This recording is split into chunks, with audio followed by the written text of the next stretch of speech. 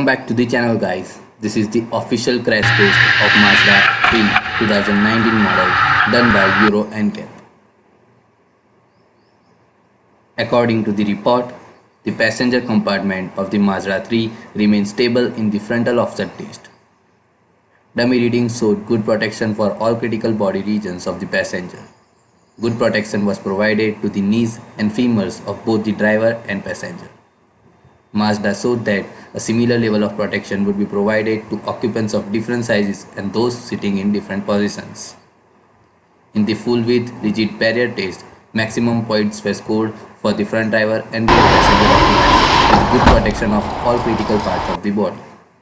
Similarly, in the side barrier test and the more severe side pole impact, all parts of the body were well protected and the car scored full points. Tests on the front seats and head restraints demonstrated good protection against whiplash and whiplash injuries in the event of rear-end collision. A geometric assessment of the rear seats also indicated good whiplash protection.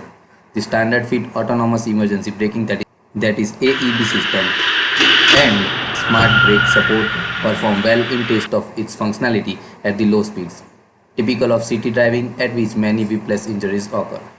Collisions were avoided in all test scenarios. I have given the link in the description of more detailed report, so check it out.